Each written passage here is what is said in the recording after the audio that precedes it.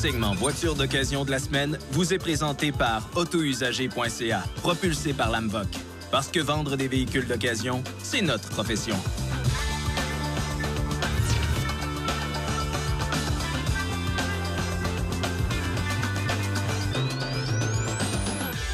Samuel, la BMW de série 3 n'est plus disponible au Canada en familial. Non, effectivement. Donc, ce qui remplace ce type de véhicule maintenant, ce sont des VUS compacts. Oui, et oui. nous sommes dans le digne représentant de chez BMW de ce format-là, le X3. Oui, le BMW X3 VUS compact qui est rendu maintenant à sa 3e génération sur le marché canadien. Oui. Mais là, on prend place à bord de la 2e génération. On a commencé en 2011 avec la version 28i, X-Drive 28i, qui était à ce moment-là équipé d'un 6 cylindres en ligne de 3 litres, un moteur atmosphérique qui développait 240 chevaux.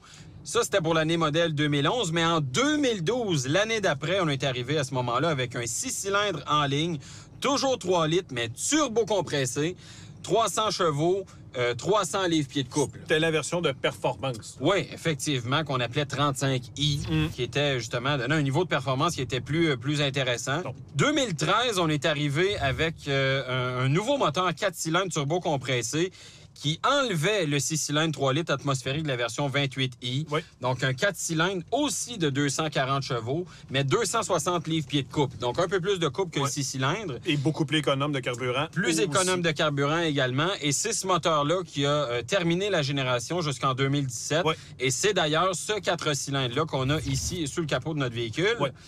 Et on a bien sûr la version diesel. Elle, hein? Ouais. Elle n'a pas passé à l'histoire. En milieu de génération, un 4 cylindres 2 litres turbo compressé de 180 chevaux, mais 280 livres-pieds de couple.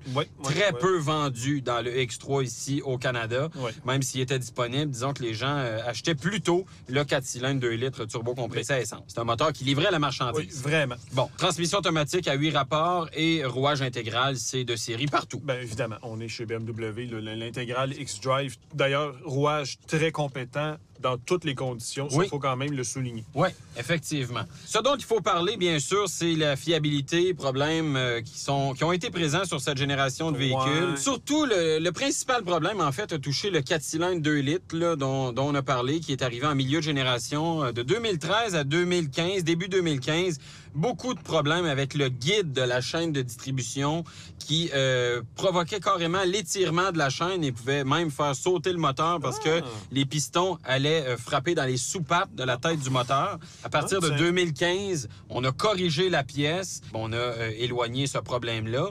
Et on a eu d'autres petits pépins, par contre, toit ouvrant qui pouvait couler, par exemple, surchauffe du moteur dans certains cas, même des fuites d'huile au niveau du couvercle de la culasse. Bon, maintenant, d'un point de vue de prix, on est du côté de chez BMW. On est dans un des modèles à l'entrée de la gamme. Oui. Mais il faut quand même savoir que l'entretien de ces véhicules-là, si on va notamment chez BMW, ça demeure extrêmement onéreux. Ça, c'est un calcul qu'il faut faire. Bien sûr, plus on va dans un véhicule qui est vieux, plus ça coûte cher d'entretien parce que le risque de bris augmente. Oui, parce qu'on connaît l'attrait que les véhicules de luxe à rabais, entre parenthèses, peuvent avoir. Mais quand on arrive à les réparations, là, on se fait recevoir à grands frais. Sortez le chéquier, là, parce que ça coûte cher, particulièrement, comme tu l'as bien dit, quand on va chez le concessionnaire.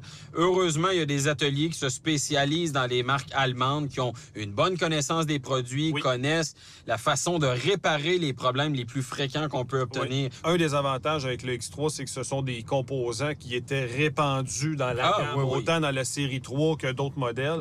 Donc, au moins, on avait un volume. Oui, effectivement. Bon, on va parler prix maintenant, parce que c'est souvent le facteur d'achat principal. Bon, quand on recule dans le temps, parce que si on regarde pour un modèle de l'année 2011, on est entre 8 et 10 000 pour un véhicule à haut kilométrage, qui vraiment, on vous déconseille complètement d'acheter ça parce que le risque de problème est très élevé. Et quand on va avec un véhicule plus récent, jusqu'à 2017, une version 35i la plus chère, on va à 28 500 quand même. Quand même. Oui, quand même. C'est un véhicule, surtout avec cette motorisation 6 cylindres turbo-compressé qui gardait une bonne valeur. Ouais. Donc, à la lumière de toutes ces informations, est-ce qu'on recommande le X3 ou pas? Bien, très clairement, on s'éloigne des versions, des années modèles du début de la génération. 11, 12, 13, 14, 15, on oublie ça. Il reste plus grand-chose. Si c'est un véhicule qui vous intéresse... Oui, mais je suis d'accord avec toi, mais C'est comme tous les modèles BMW, il y a les meilleurs modèles sont les dernières années, tout simplement.